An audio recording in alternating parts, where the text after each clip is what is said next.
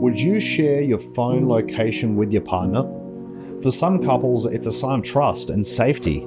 For others, it feels like surveillance or control. One of today's emails, guys, comes from someone whose partner wants 24/7 access to their GPS location, and they're not comfortable with it. Is it healthy transparency, or is it a giant red flag?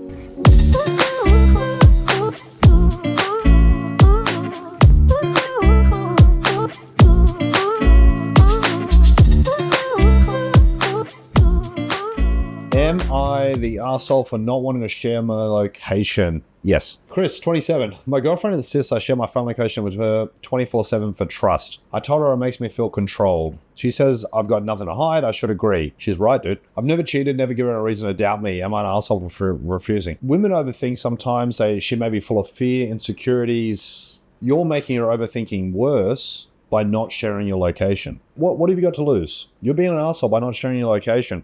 You're overthinking it yourself. She should just trust me. Why? Who cares? What's the problem?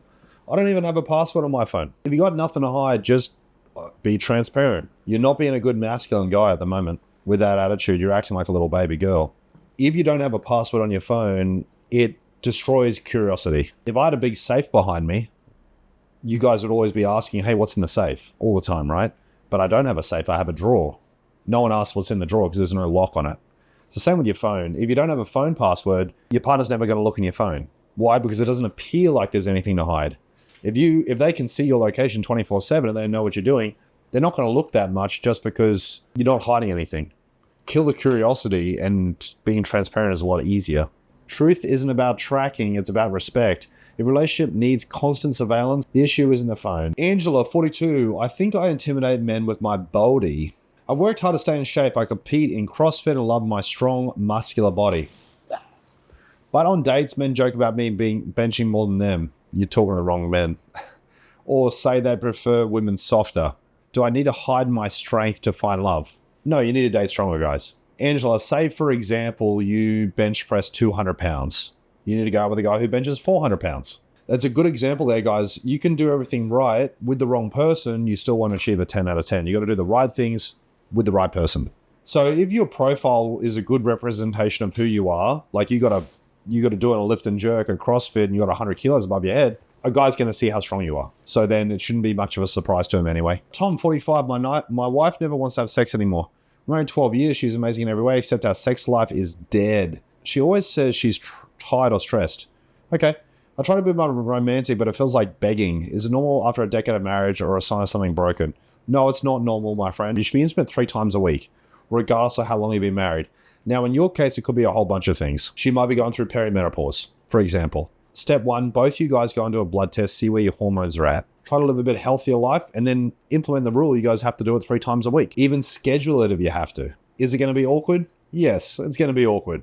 But it's going to get the engine pumping again. It's really important for your relationship, guys, that you got to do it 3 times a week. It's really important. Yeah, if your partner refuses to schedule in sex and is happy doing it once a month, your relationship is going to fail. You need to have a sit down with a serious talk and say, hey, look, I know you're happy doing it once a month. I'm not happy doing it once a month. We need to do it several times a week at a minimum. What are we going to do?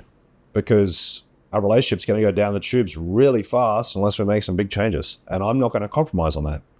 You got to be really clear with your hard conversation, Tom. And if she says, oh, well, it sounds like you're pressuring me, you say, call it whatever you want. You don't have to do anything.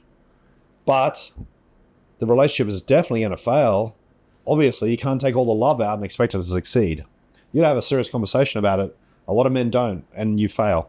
He says he's not ready for kids. Usually a sign the relationship's not a 10 out of 10, Clara. I've been dating Ben for almost 2 years. He's loving, supportive, and everything I want in a partner. The problem is I want children. And he says he isn't ready and might never be. I don't have much time left biologically. You do not. Do I end a good relationship because of I hope he changes his mind? So there's a 2-step. Step 1, you got to get the relationship to a 10 out of 10. So just some clarification there, Clara. If he thinks the relationship is a 6 or a 7 out of 10, he's not having kids. It's just not going to happen. He won't marry you or have kids. He'll go, things are fine the way they are. If you want fast progression in a relationship, you've got to get it to a 10 out of 10. So the first step, if I was coaching you, I would coach you for 3 months to get it from a 6 to a 10. And when it's at a 10 out of 10, there's about a 95% chance he'll have kids with you. If he still doesn't want to have kids, you end it. But that process only takes about 3 months. So that's what we'll do there. Okay, Dan, 32. Am an arsehole for texting my ex while drunk? Yeah, sounds like it. I was out with friends, had too many drinks, and ended up texting my ex-missus, I miss you. Yeah, Dan, I've been super drunk a lot of times. I've never even slightly had the thought of doing that. Ever. That's like saying I got super drunk and I pulled out both my eyes and used them as marbles. I don't think so, dude. I don't think you can be that drunk. My current girlfriend found out and she's furious. Honestly, don't miss my ex. It was a stupid drunk mistake. I don't know about this, guys. A lot of people blame alcohol for a lot of things. Am I an asshole here? Yeah, you're a piece of shit, Dan. Complete moron. Joanne, 48. I think he's embarrassed of me. I've been dating a man for almost a year. He's amazing when we're alone. He says he's private and doesn't like mixing worlds. Yeah, not great. Not great. A whole year together, Joanne. A whole year together. You guys should be getting engaged. And you should meet every single person he knows by now. And he should also be shouting it from the rooftops. When a man's in love with a girl, he shouts it from the rooftops. He wants to tell everybody about it. The fact that he's not doing that is a very big red flag. Matt, 37. She wants me to propose, but I'm scared. Oh, need a nightlight. We're together 2 years and she's dropping hints about rings. I love her, but the idea of marriage terrifies me. My parents had a nasty divorce and I keep thinking, what if it happens to us? It will with that attitude. Do I face my fears and propose or admit that I'm not ready? So, Matt, what you need to do is you need to ask yourself the question, do I want to be with this woman the rest of my life? If the answer is yes, then you propose. If the answer is maybe, don't propose. If you become a master of relationships, it won't end. If you're a shit at relationships and don't know what you're doing, the chance of divorce is high. But it's a skill. It's not a chance, it's a skill. Learn the skill, Matt, and stop acting like a little baby girl. Focus on failure is what you'll achieve, guys, so only ever focus on what you want to achieve, not what you want to avoid. Julia, 40, am I wrong for wanting a man who earns more? No, it's smart. I'm financially stable, but I dream of having a partner who can take care of me in some ways. My last relationship ended partly because I felt like I was carrying him. Is it shallow? I want a man who makes at least as much as I do. No, Julia, realistically, especially for masculine and feminine energy, you want a man who earns more. Definitely. Steve, 50, am I an asshole for not wanting to post her online? Yes, it's very important you post your partner online. My girlfriend loves Instagram. She posts everything about our life. And now she's upset I don't post her. I'm private. I don't want to come focusing on my business. You're an asshole, Steve. 100%. So it's very important with social media that you post your partner. You share them. If you don't share them, you're advertising the opposite. You're advertising you're single and you're a bad person who doesn't deserve a relationship. Okay, Diana, 46. Do I settle or stay single? Neither, Diana. Come on. I've been on countless dates. Most men are fine, but not exciting. My friends say I should compromise. Look, you can find a 10 out of 10, my friend, but you got to do it properly, Diana. A lot of women get in this mindset. They go, well, it's either a loser or I'm single. No, it's not.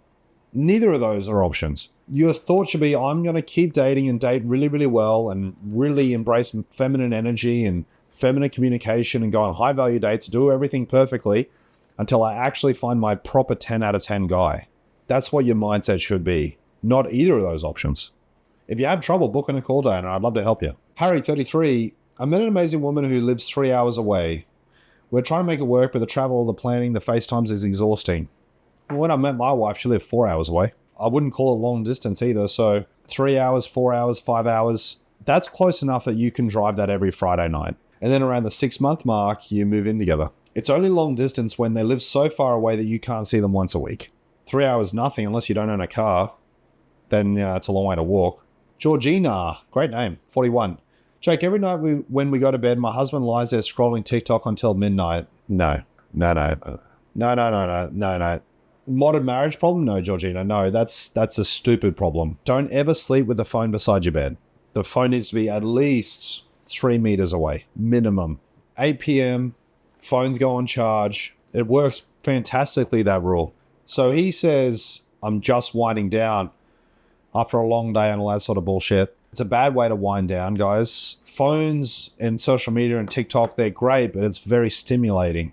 It's kind of the opposite of winding down.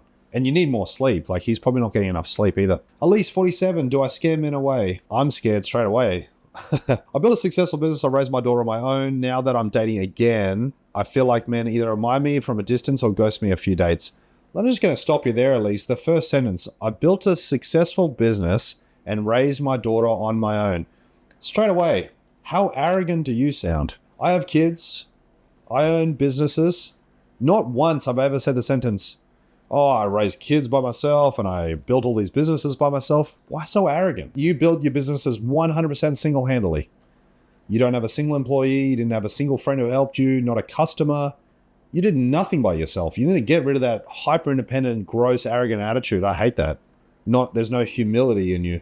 Am I supposed to pretend I can't do things on my own? No, you're supposed to be humble instead of arrogant. I don't want to play games of fake helplessness. Oh boy. Or maybe there's something in how I show up is making men feel like they can't contribute. You're coming across like a bitch, Elise. You're like a cold, mean, arrogant bitch. You don't need to be helpless. You need to be nice. Some women have a lot of trouble with this. They come across really hard and bitchy and arrogant and think, why don't men like me?